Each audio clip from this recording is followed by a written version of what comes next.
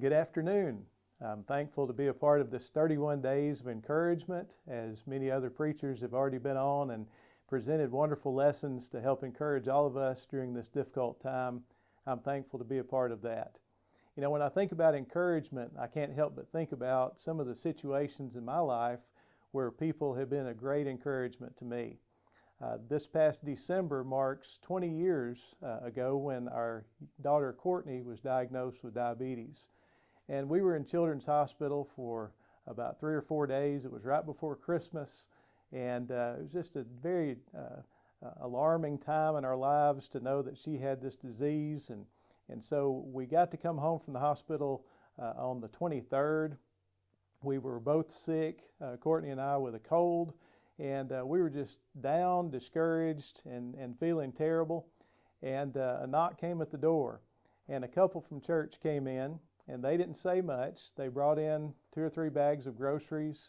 They went in our kitchen, put all those things down. They walked out, said, "We love you. Hope all this helps." And what a blessing that was for us. After being gone that many days and going through such a traumatic time, that couple meant so much to us. And here I am 20 years later talking about what they did on that occasion. Another time is when we were in the hospital and had been diagnosed with my first wife with brain cancer, and we had surgery, and we had so many people who came to the hospital there to support us, to sit with us during her surgery and taking care of us afterward.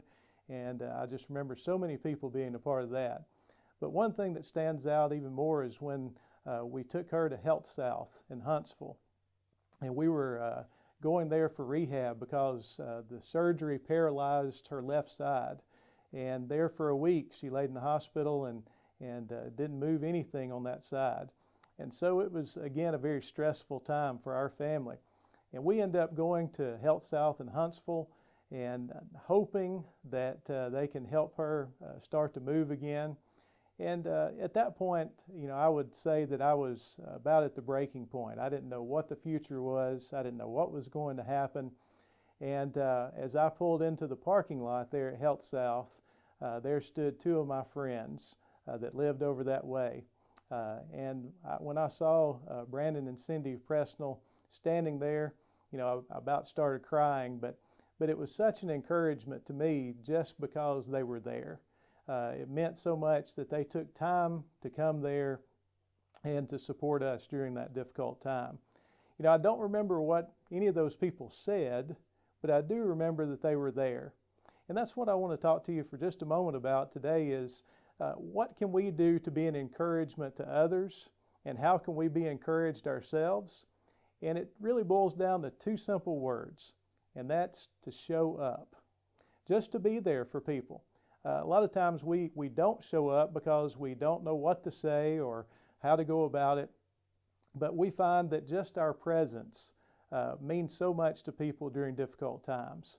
One example that I think about is found in 2 Timothy chapter 1, and it's a guy that you have a hard time pronouncing his name, and even harder time spelling it, I'm sure.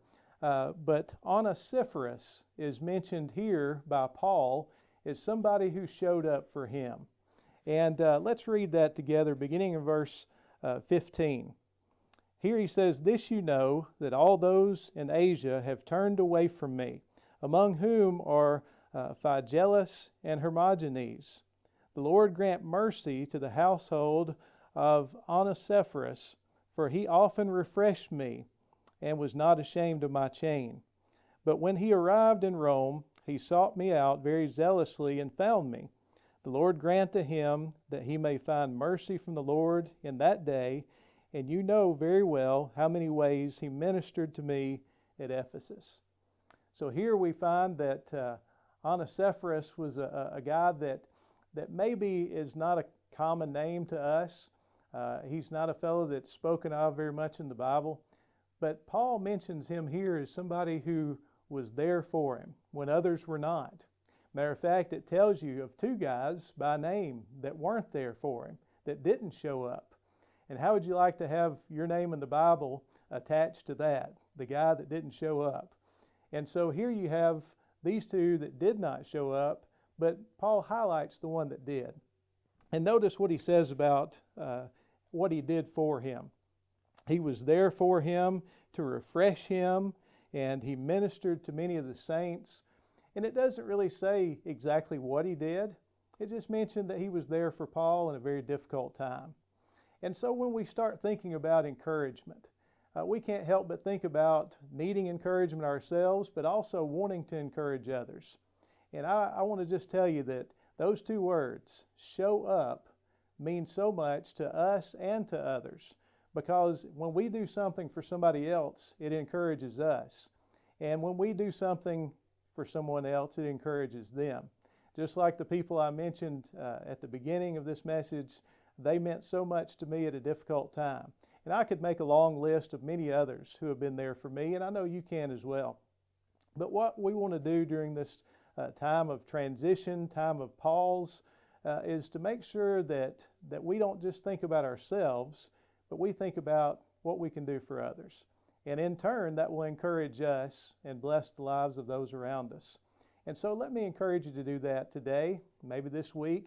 Find somebody to encourage by doing something for them, by just simply showing up. I hope this has been a blessing to you, and thank you so much for watching tonight. And I hope that in the future we can all be back together and everything be normal again. But until then, we hope that these messages online help, and may God bless you.